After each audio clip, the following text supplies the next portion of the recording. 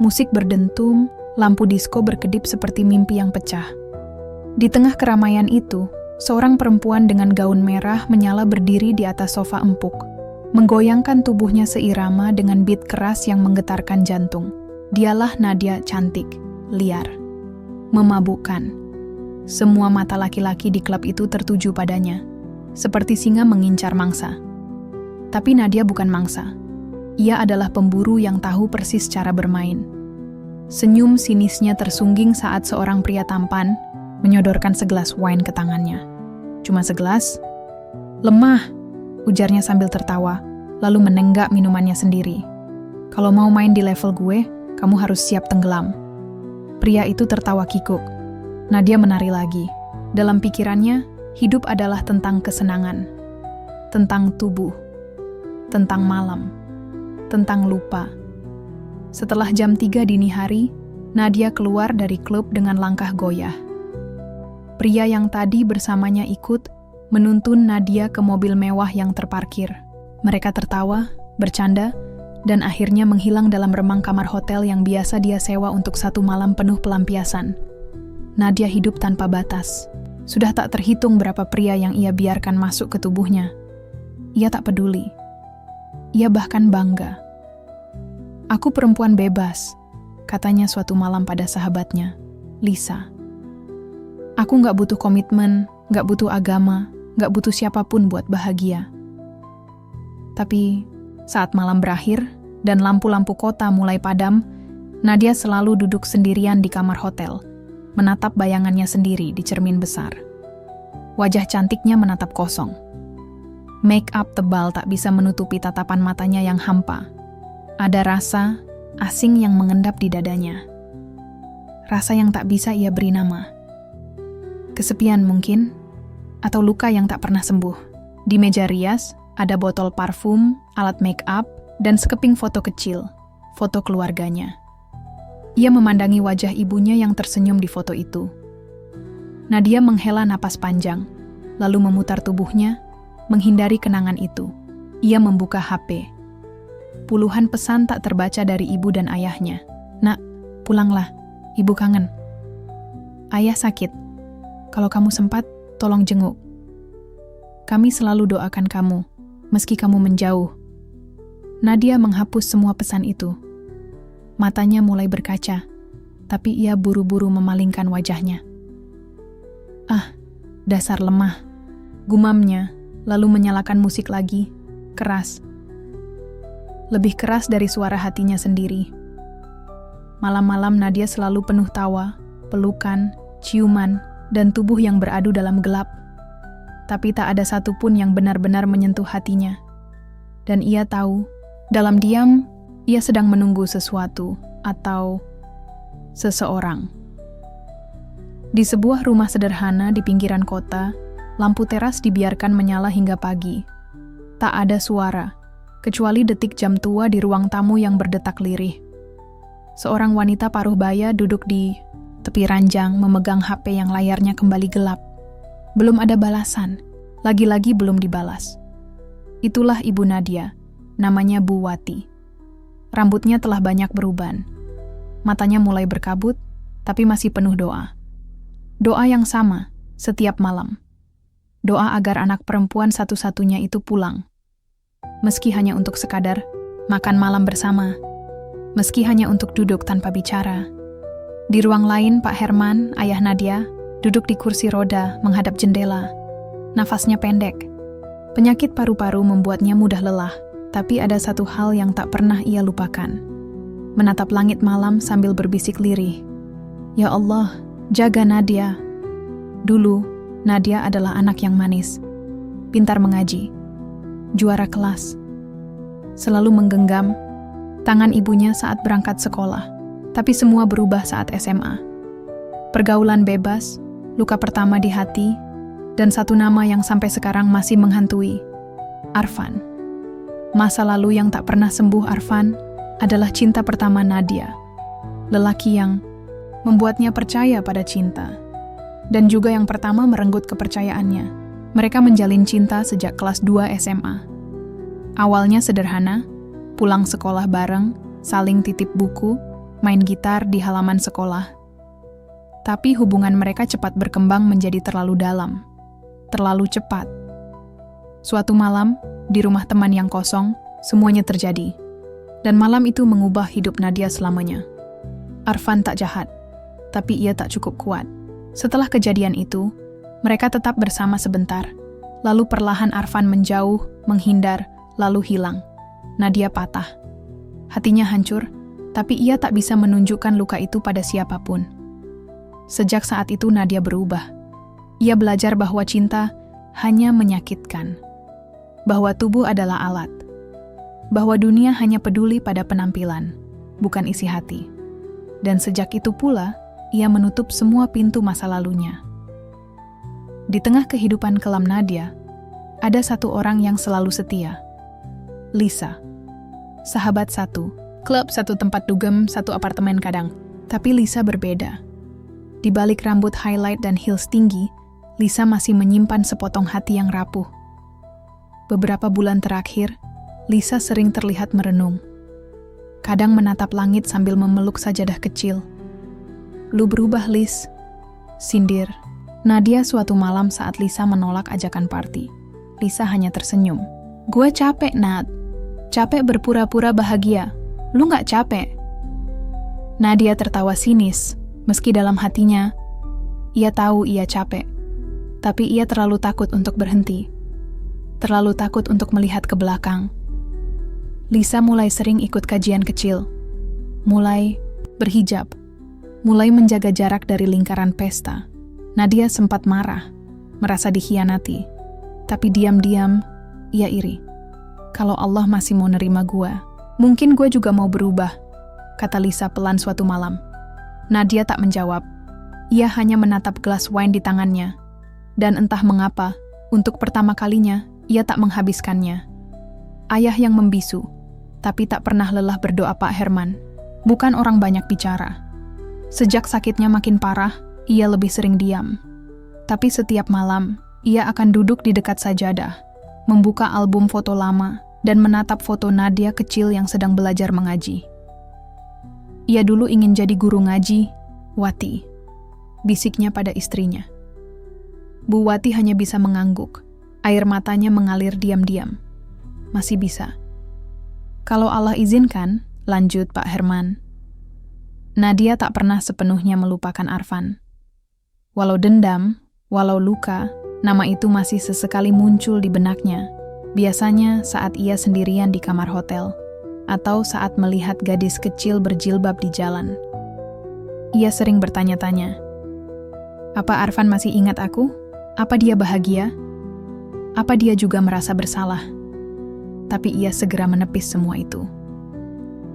"Enggak penting," ujarnya pada diri sendiri. Hidup harus terus berjalan. Masa lalu hanya untuk dikubur.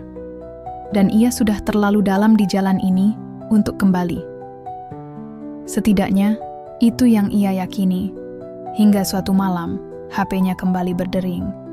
"Nak, tolong angkat. Ada hal penting yang ingin ayah dan ibu bicarakan. Kami ingin mengajakmu naik haji." Lampu sorot menyala terang. Kamera-kamera merekam setiap langkahnya. Musik mengiringi gemuruh tepuk tangan penonton yang memenuhi ballroom hotel bintang 5 di Jakarta. Nadia melangkah anggun, tubuhnya dibalut gaun mahal rancangan desainer ternama. Di tangannya tergenggam piala penghargaan, Influencer of the Year. Semua mata tertuju padanya. Wajahnya terpampang di layar besar. Senyumnya memesona. Nadia, si gadis malam, kini menjelma jadi bintang. Selebgram hits, model majalah dewasa, bintang iklan, hingga ambasador brand ternama. Tak ada yang tahu seperti apa hidupnya di balik layar.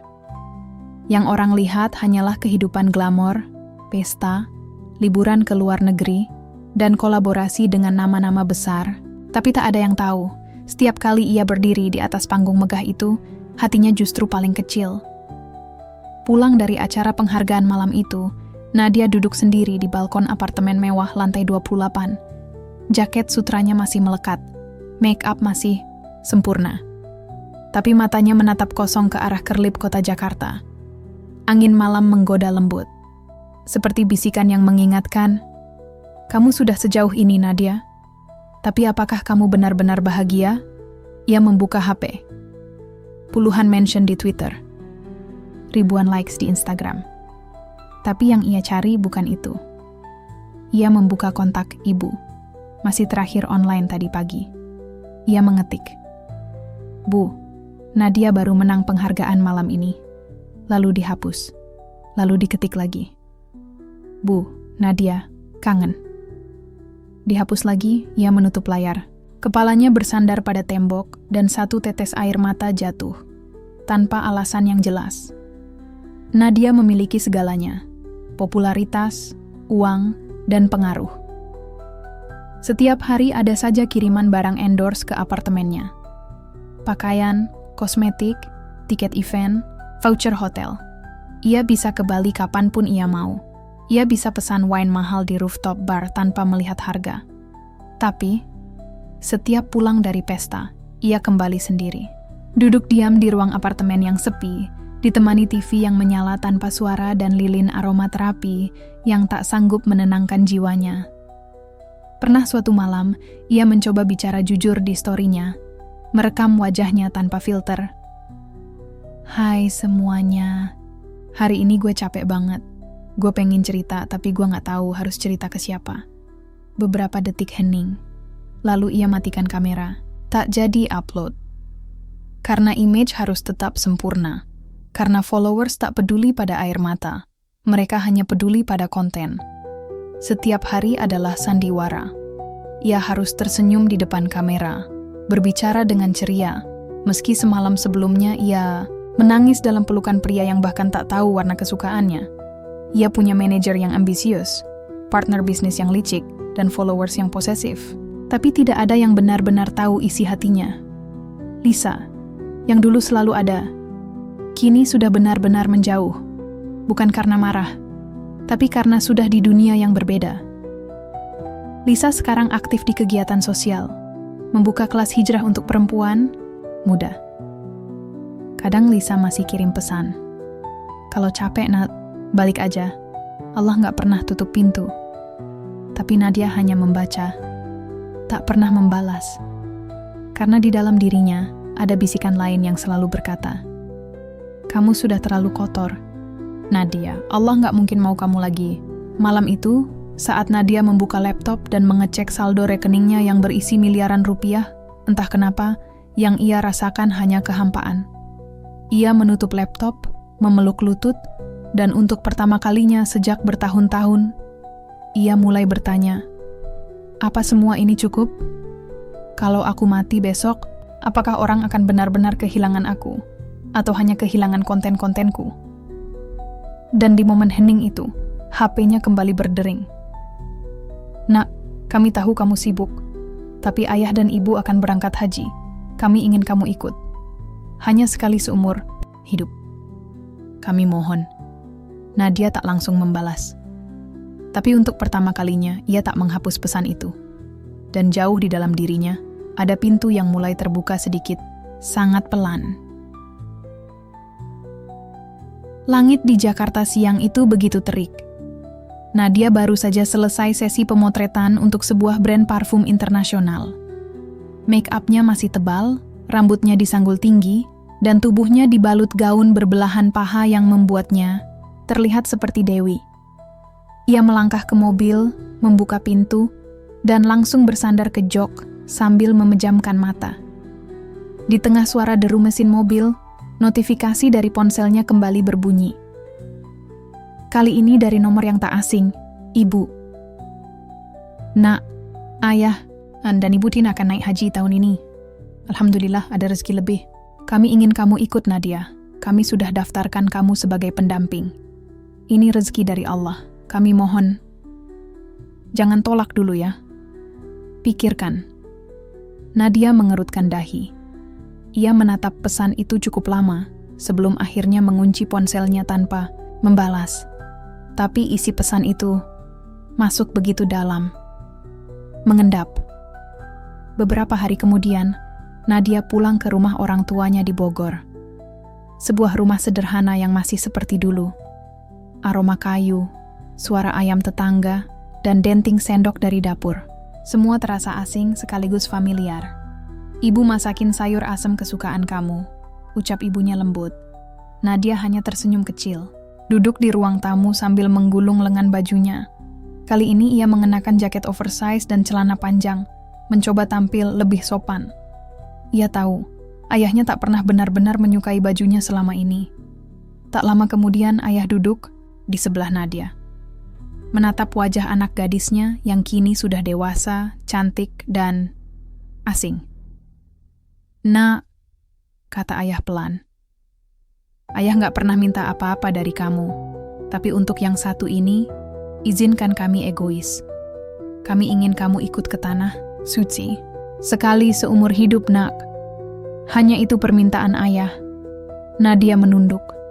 Ada gejolak di dadanya. Tangannya gemetar sedikit.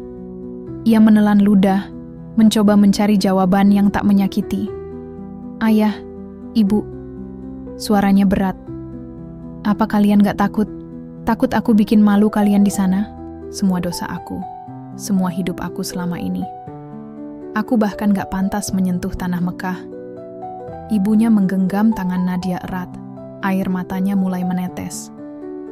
"Nak, kamu anak kami. Kamu berdosa pada dirimu, bukan pada kami. Tapi Allah itu Maha Pengampun.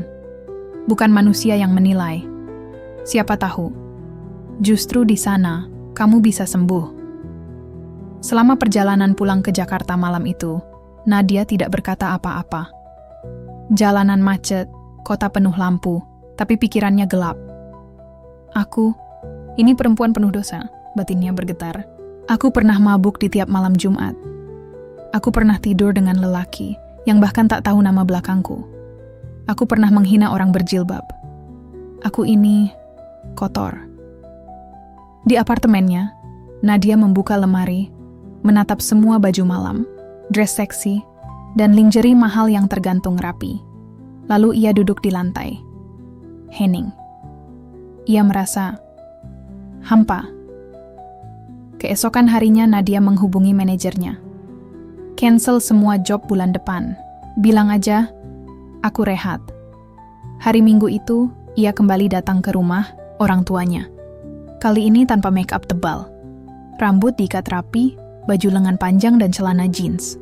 Di ruang keluarga, ia duduk di antara ayah dan ibu. Tangannya gemetar saat berkata, Aku ikut.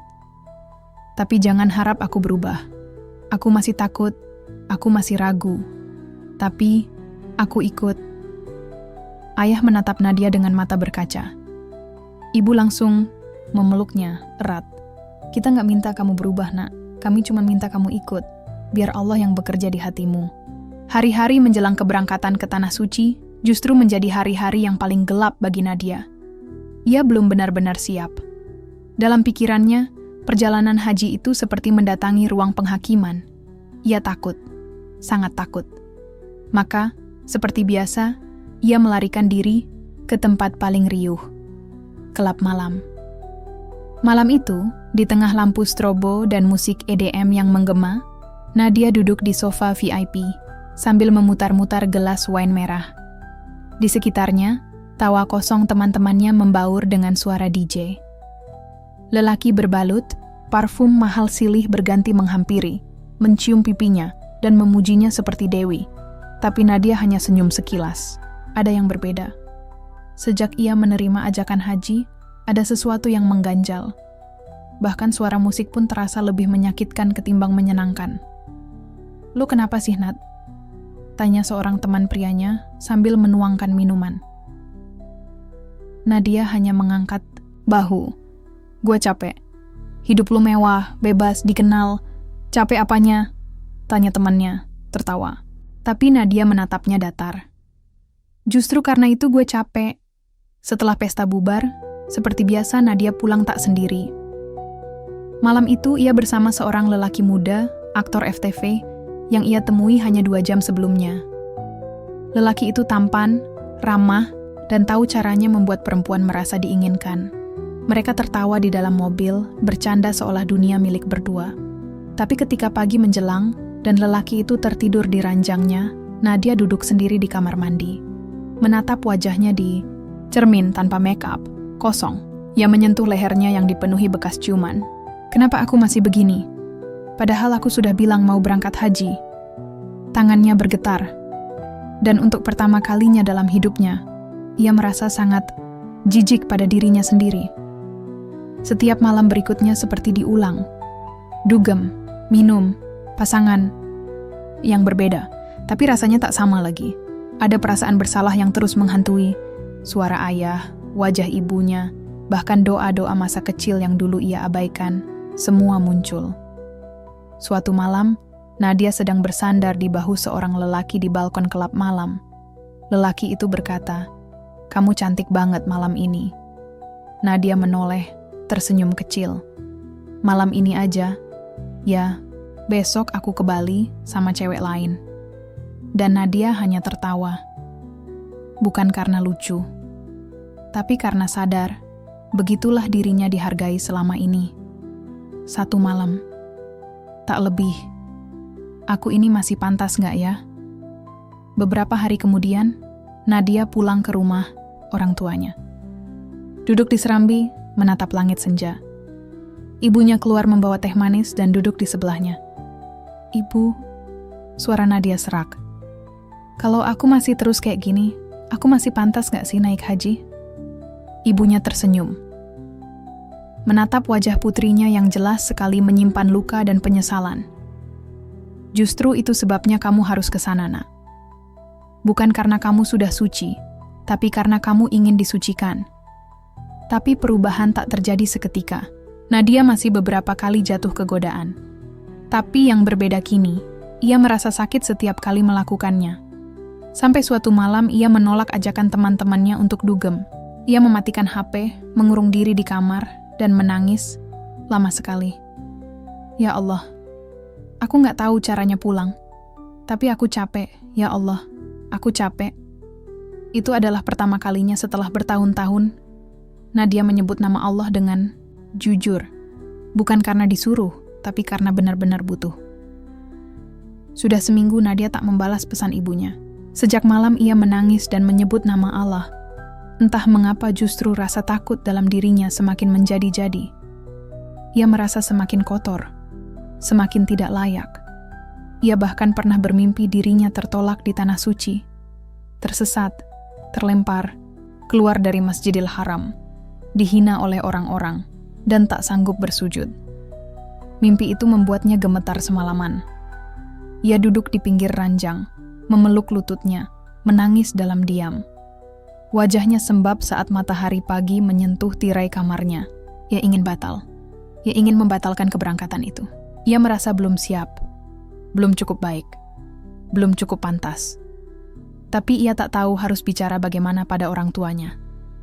Hingga suatu pagi, bel rumahnya berbunyi. Nadia membuka pintu dengan kaos longgar dan rambut diikat asal. Di hadapannya berdiri dua wajah yang sangat ia rindukan, ayah dan ibu. Mereka datang tanpa memberi kabar. "Ibu kangen," kata ibunya lembut sambil langsung memeluk putrinya. Nadia diam, hatinya penuh, tapi tak bisa berkata apa-apa. Ayah berdiri di belakang, membawa map besar berisi dokumen. Mereka duduk di ruang tamu. Nadia membuatkan teh, tapi suasana hening. Baru ketika teh itu tinggal separuh, ayah membuka suara.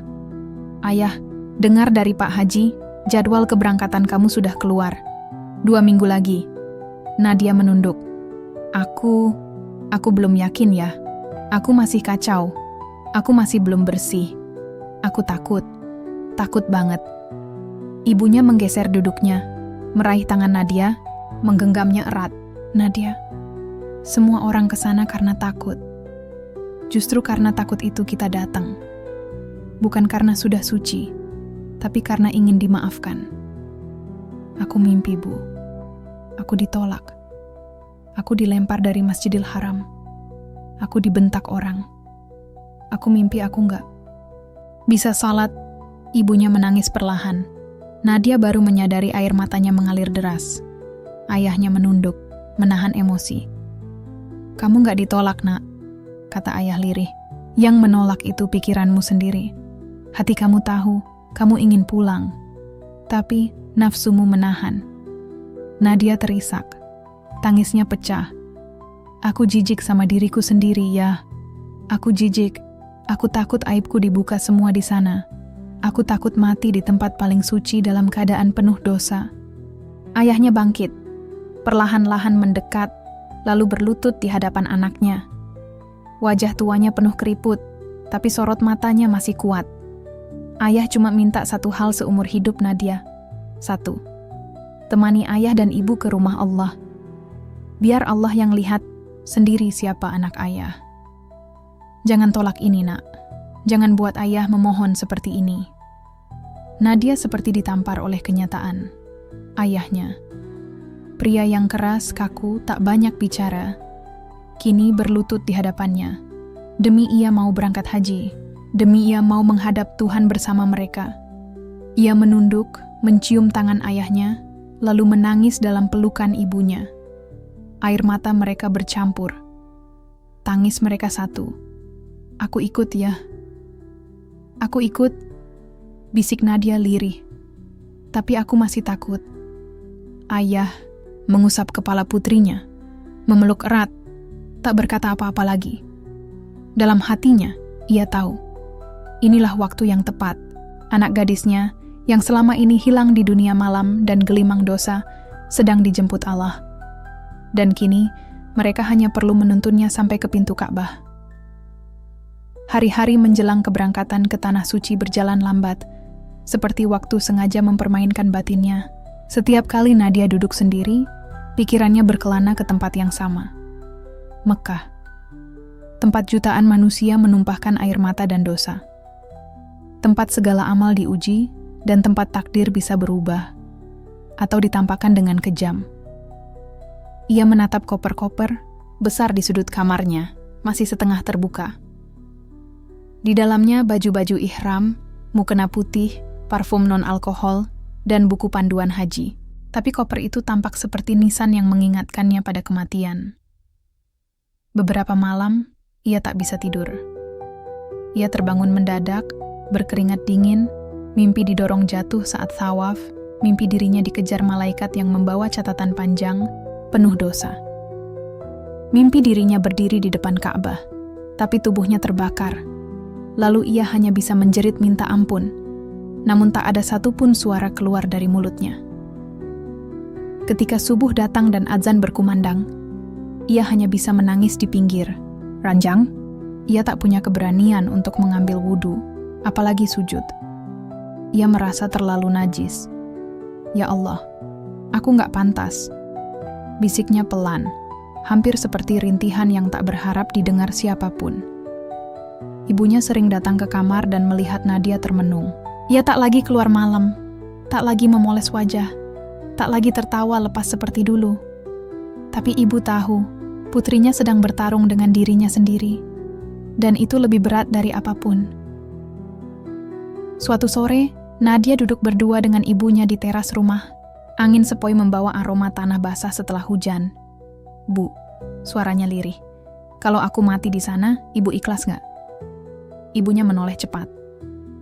Jangan bicara begitu, Nadia. Aku nggak bercanda. Aku beneran takut, Bu. Kalau semua dosa-dosa, aku dihukum di sana. Kalau semua yang pernah aku lakukan dibalas langsung.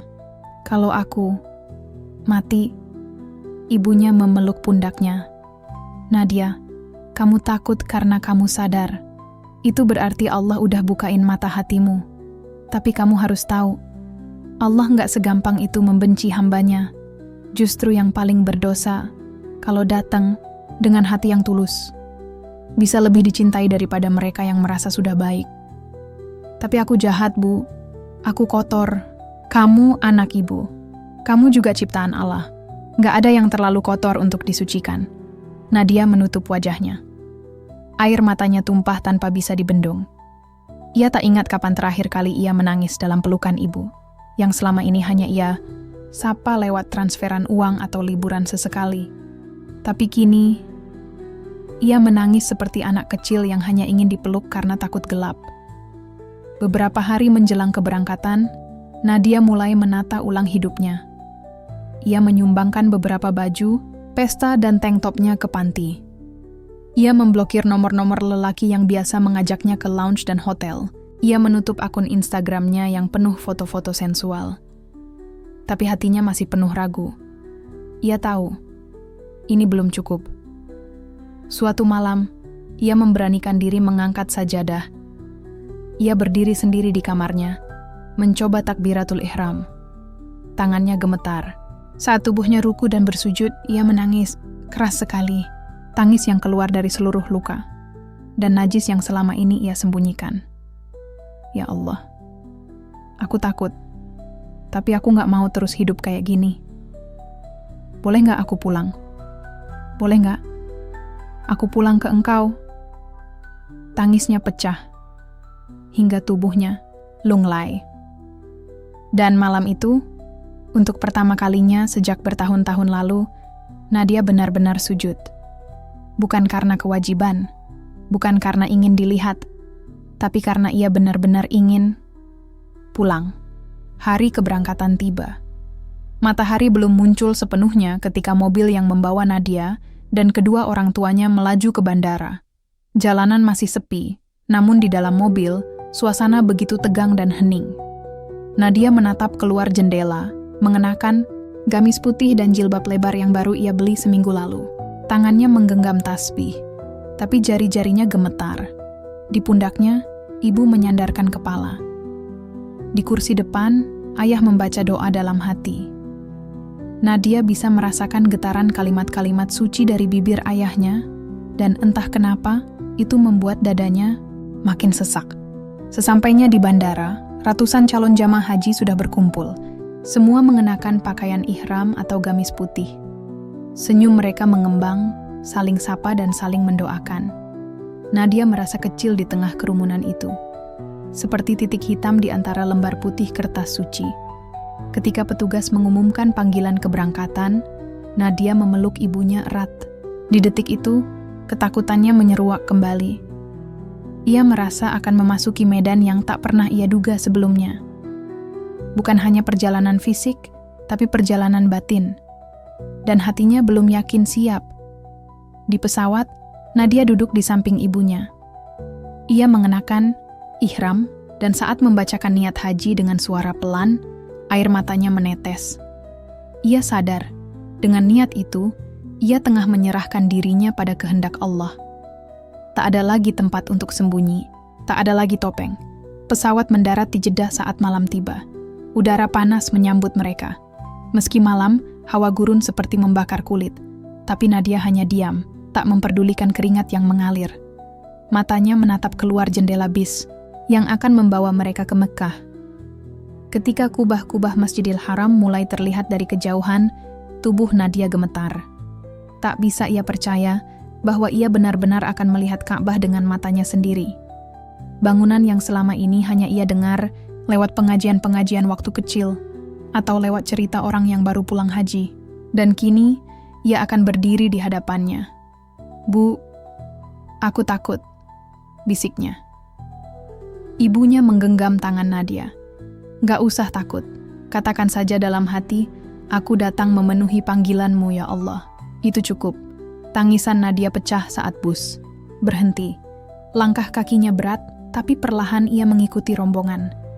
Ketika ia memasuki halaman Masjidil Haram, udara seperti berubah. Hening, damai. Detik demi detik terasa seperti mimpi. Lalu, saat pertama kali Ka'bah tampak di hadapannya, Nadia jatuh berlutut. Lututnya lemas, matanya basah. Ia tak sanggup berkata apa-apa.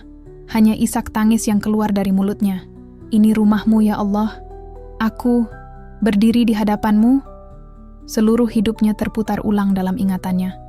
Setiap pelukan lelaki asing, setiap ciuman penuh nafsu, setiap botol minuman keras, setiap dosa, semua berputar cepat seperti film tua yang usang.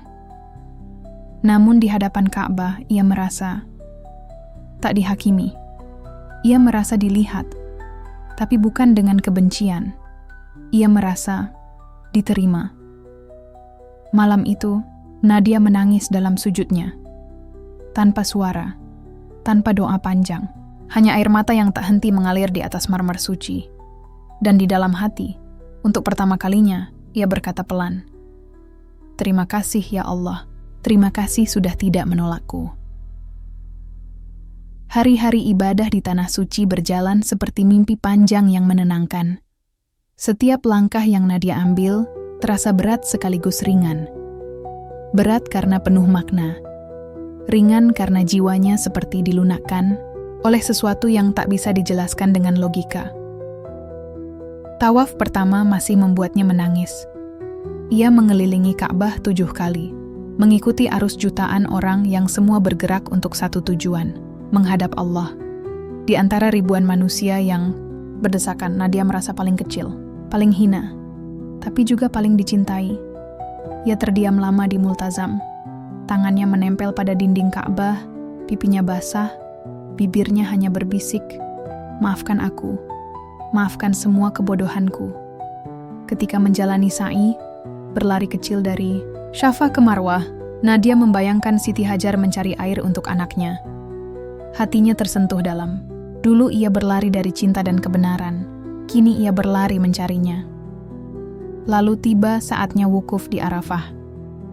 Di tengah padang tandus itu, saat matahari menyengat dan angin gurun menyapu, Nadia duduk diam di bawah tenda. Sejauh mata memandang, hanya putih. Ribuan manusia bersimpuh, menangis, berdoa. Semua menyatu dalam kerendahan hati. Ia menulis doa panjang di kertas kecil. Tapi saat ingin membacanya, kertas itu terjatuh dan diterbangkan angin. Nadia mengejarnya sebentar, lalu tertawa kecil. Ia berdiri, menengadah ke langit, dan berkata lirih, "Ya Allah, bahkan tanpa tulisan pun kau tahu isi hatiku, kan?" Ia menangis. Tapi kali ini bukan karena rasa takut.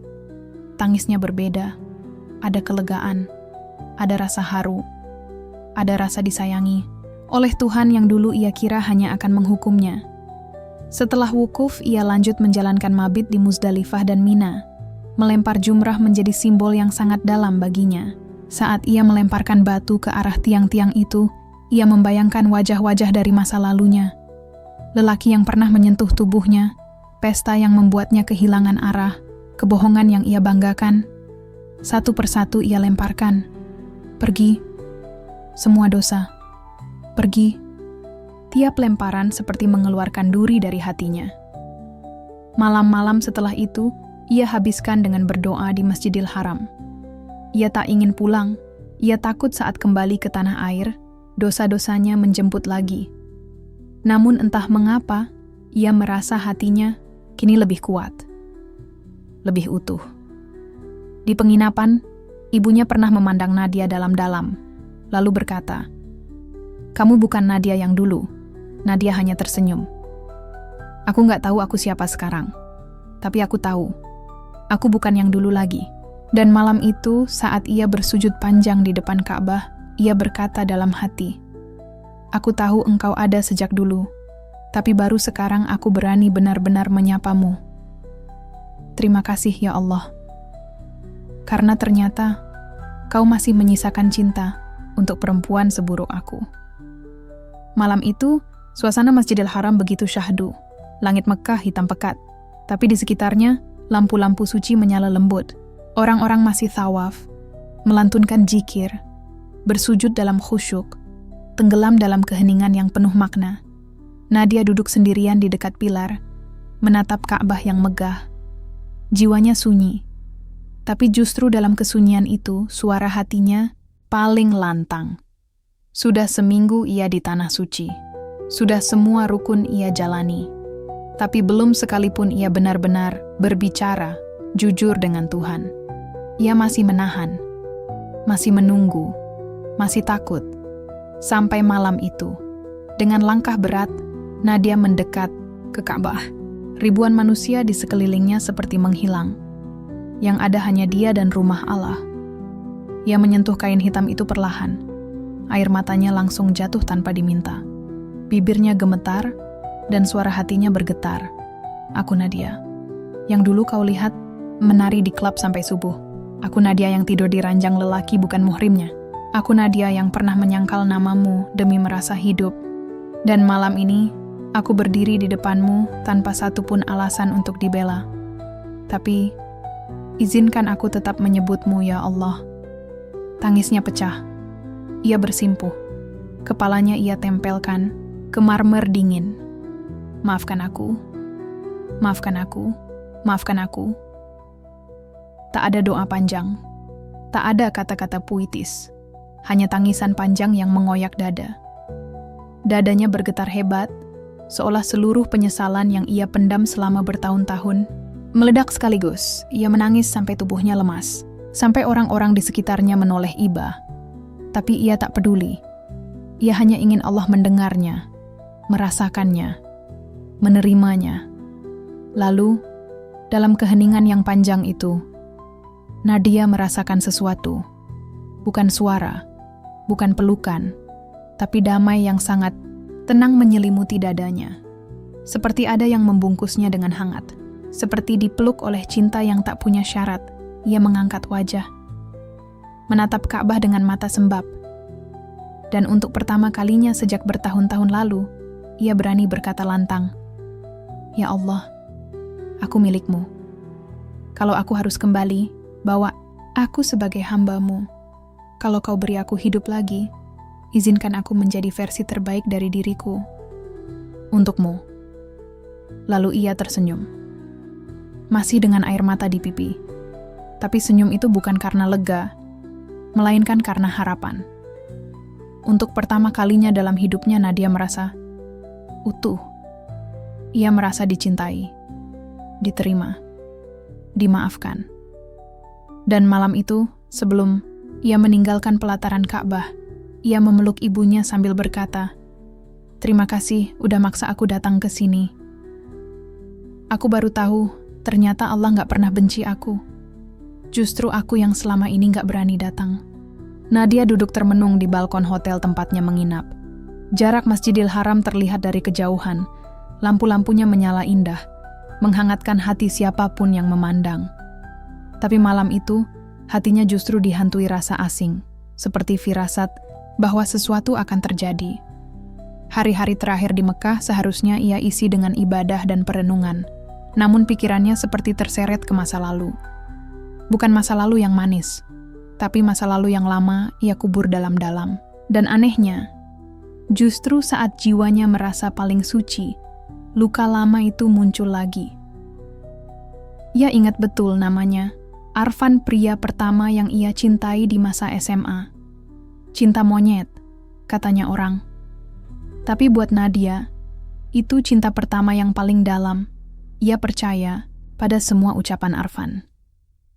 Percaya pada pelukan hangatnya, pada janji-janjinya yang selalu terdengar suci di telinga remaja sepertinya saat itu. Mereka sering kabur dari sekolah, menyelinap ke bioskop, atau duduk di motor sambil tertawa kecil di jalan-jalan gelap kompleks. Dunia terasa milik berdua. Dan seperti banyak kisah remaja, mereka akhirnya terlalu jauh. Nadia menyerahkan dirinya sepenuhnya untuk seseorang yang katanya akan menikahinya suatu hari nanti. Hari itu, setelah semuanya terjadi di rumah kosong milik temannya, Arfan hanya memeluknya dan berbisik, "Aku akan tanggung jawab, Nad." Tapi yang datang setelahnya bukan pertanggungjawaban, melainkan kabar bahwa Arfan pindah ke kota lain karena orang tuanya bercerai. Nadia ditinggal tanpa penjelasan, tidak ada pamit, tidak ada pesan, hanya kepergian yang mendadak dan menyakitkan. Sejak hari itu, hidup Nadia berubah. Ia tidak lagi percaya cinta. Ia mulai hidup liar, mencoba mencari pengganti Arfan dalam tubuh-tubuh laki-laki lain. Tapi tak satu pun dari mereka bisa mengisi lubang yang ditinggalkan Arfan. Dan kini, bertahun-tahun setelah luka itu ia bungkus dengan kebebasan, ia duduk sendiri di Mekkah, mengingat semuanya. Dalam diam, ia membisikkan nama itu, Arfan. Ia bangkit, pelan dari kursi balkon, menatap ke arah Masjidil Haram. Hatinya masih penuh getaran, tapi ia memilih untuk turun. Malam itu, ia ingin tawaf lagi, tak tahu kenapa. Seolah ada yang menuntun langkahnya. Jalan menuju pelataran Ka'bah terasa berbeda. Nadia berjalan perlahan, meresapi setiap derap langkah. Udara Mekkah malam itu sejuk, angin berembus ringan. Di tengah keramaian, ia kembali mengucap niat tawaf. Mengelilingi Ka'bah 7 kali, sambil terus berzikir. Di putaran ketiga, matanya menangkap seseorang. Sosok laki-laki berpeci putih, mengenakan gamis bersih. Tatapannya dalam, dan entah mengapa sangat familiar. Mereka bertatapan hanya sekilas, tapi cukup untuk membuat jantung Nadia berdetak 3 kali lebih cepat. Ia melanjutkan tawaf, tapi pikirannya tak tenang. Ia berusaha menghindar, menatap ke arah lain. Namun saat putaran ke-6, sosok itu kembali berjalan di dekatnya. Laki-laki itu menoleh, dan kali ini pandangannya benar-benar tertuju pada Nadia. Matanya sedikit membelalak. "Nadia?" Suara itu. Nadia menoleh perlahan, ia ingin menyangkal, ingin lari, tapi tubuhnya seperti membeku. "Itu kamu, Arfan?" bisiknya nyaris tak terdengar. Mereka berdiri berhadap-hadapan di pelataran Ka'bah dengan air mata yang tiba-tiba menggenang di mata keduanya. Arfan menunduk. "Subhanallah, aku gak nyangka." Setelah semua yang pernah terjadi, Nadia memalingkan wajah. Ia tak tahu harus tertawa atau menangis.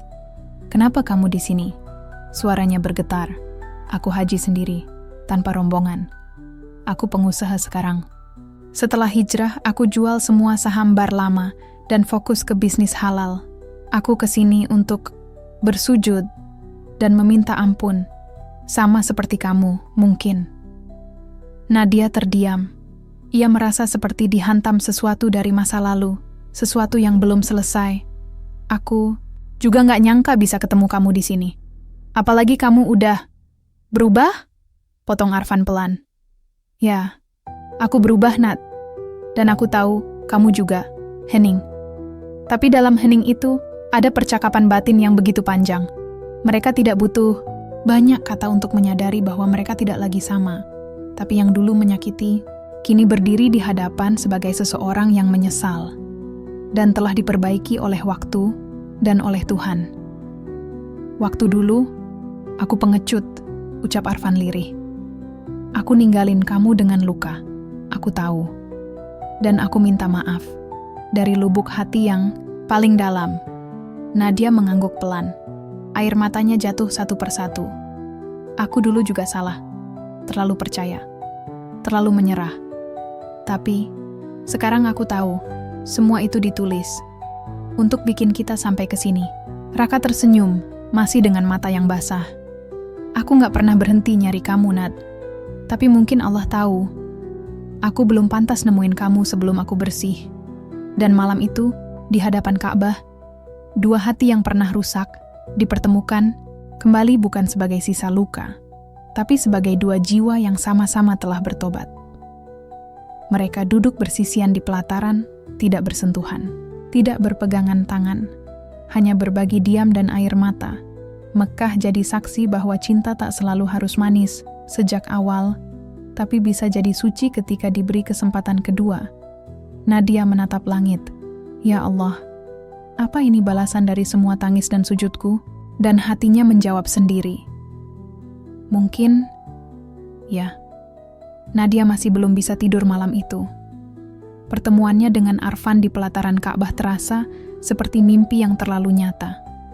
Rasa-rasanya tidak ada yang lebih aneh daripada berjumpa cinta lama di tempat sesuci ini, tempat ia sendiri merasa belum pantas menjejakkan kaki. Tapi yang lebih mengusik bukan hanya pertemuan itu, melainkan cara Arfan memandangnya. Bukan seperti seseorang yang sekadar mengenang, melainkan seseorang yang sedang menimbang, seolah menyimpan sesuatu yang lebih besar dari sekadar pertemuan tidak sengaja. Keesokan harinya, setelah menunaikan sholat subuh, Nadia menerima pesan dari mutawif rombongannya. Ada seorang jamaah pria yang ingin bertemu dengannya secara terhormat di area lounge hotel. Ia mengernyit. Tak butuh waktu lama untuk menebak siapa. Arfan duduk tegak, mengenakan baju koko putih bersih. Tak ada kesan laki-laki yang pernah ia kenal bertahun-tahun lalu. Yang duduk di depannya kini adalah seorang lelaki dewasa, tenang, dan tatapannya penuh keyakinan. "Aku boleh cerita sesuatu yang kamu belum tahu?" ucap Arfan hati-hati. Nadia hanya mengangguk pelan. "Kamu tahu?" "Enggak. Sebelum kamu berangkat ke sini, aku udah melamar kamu. Di rumahmu." Dunia seolah berhenti sejenak. Nadia memandang Arfan dengan bingung. "Apa maksudmu?" Arfan menarik napas. "Beberapa bulan lalu, aku mulai rutin ikut pengajian di Masjid Al-Muhajirin, dekat kantorku. Ada satu pria yang sering ngajak ngobrol setelah kajian, bijak, banyak pengalaman. Dan tiap minggu, dia selalu cerita tentang anak perempuannya yang nakalnya udah kayak neraka, katanya. Tapi, dia tetap sayang. Dan setiap cerita itu, aku tersentuh. Gak ngerti kenapa. Air mata Nadia mulai mengembang. Sampai suatu hari, beliau nunjukin fotomu. Dan waktu itu, Nadia, Arfan menunduk. Suaranya berat. Rasanya kayak jantungku dicabut keluar. Nadia menahan napas. Semua cerita tentang putri yang salah jalan itu. Ternyata kamu. Nadia yang aku kenal, Nadia yang pernah aku sakiti. Ia melanjutkan pelan. Hari itu juga aku datang ke rumah. Aku bilang ke ayahmu bahwa aku tahu Nadia yang dia ceritain itu kamu. Aku minta izin untuk melamarmu di ruang tamu dengan suara yang bergetar dan hati yang takut ditolak. Dan mereka bilang apa? Suara Nadia parau, nyaris berbisik. Arfan menatapnya dalam. Ayahmu menangis. Beliau bilang, "Kalau kamu laki-laki baik, aku nggak akan menolak. Tapi jangan bilang ke Nadia dulu. Biar dia ke Mekah dulu. Biar dia bersihkan hatinya dulu. Kalau memang jodoh, nanti ketemu sendiri di sana." Air mata Nadia tak terbendung. Tangisnya tumpah tanpa suara. Ia merasa seperti sedang ditarik kembali dalam pelukan Allah. Ia merasa dicintai meski merasa paling hina. Dan Arfan tetap di sana. Menunggunya, mencarinya, dan bahkan melamarnya dalam diam. Kamu tahu, Nadia, dari dulu sampai sekarang, kamu gak pernah benar-benar hilang dari doaku. Arfan mengambil sesuatu dari tas kecilnya. Sebuah cincin mungil, sederhana, namun berkilau lembut di bawah lampu lounge hotel. Di depan Ka'bah tadi malam, aku bilang ke Allah, kalau engkau mempertemukan aku dengan Nadia, aku gak akan lepasin dia lagi. Dan sekarang, aku cuma minta satu hal. Ia berlutut, bukan sembarangan berlutut, tapi dalam sunyi, dalam hormat. Nadia, maukah kamu menikah denganku? Di sini, di tanah suci, di tempat di mana kita sama-sama membersihkan hati. Nadia menutup mulutnya, menangis, dadanya bergetar hebat. Hatinya terasa pecah, bukan karena luka, tapi karena penuh, terlalu penuh oleh rasa yang tak bisa dijelaskan. Aku dulu perempuan paling kotor, Arfan. Aku pernah hina jauh dari Allah, kamu yakin? Arfan tersenyum lembut. Aku pun dulu lelaki paling bejat, tapi sekarang, kita berdua udah pulang ke Allah. Dan bukankah Allah Maha Penerima Taubat? Tak ada jawaban dari bibir Nadia. Tapi air mata yang mengalir, tangan yang menyambut cincin, itu cukup menjadi jawaban. Beberapa hari kemudian, di ruang musala kecil dalam hotel, di bawah langit Mekah yang terang, mereka melangsungkan akad sederhana. Ayah Nadia sendiri yang menjadi wali. Air mata tumpah di setiap saksi, tak hanya karena haru, tapi karena mereka tahu, ini bukan sekadar pernikahan. Ini adalah pengampunan. Ini adalah penebusan. Dan ini adalah cinta yang diberi kesempatan kedua. Setelah akad yang sederhana namun penuh makna, Nadia dan Arfan menjalani hari-hari pertama mereka sebagai pasangan suami istri di tanah suci Mekah. Setiap langkah di kota yang penuh berkah itu terasa bagai karunia baru bagi keduanya. Nadia yang dulu penuh dengan luka dan dosa, kini merasakan ketenangan yang tak pernah ia temukan sebelumnya. Arfan yang dulu adalah bayangan gelap dalam hidupnya kini menjadi pelindung, sahabat, dan imam yang membimbingnya menuju cahaya. Mereka menunaikan ibadah bersama, berpegangan tangan saat tawaf mengelilingi Ka'bah. dan menangis di antara ribuan umat yang berdoa. Di setiap sujud, Nadia memanjatkan syukur yang tak terhingga untuk kesempatan hidup baru, untuk cinta yang telah diampuni, dan untuk harapan yang mulai terbit di hatinya. Malam-malam mereka dipenuhi dengan doa-doa panjang, saling menguatkan dan menyemangati.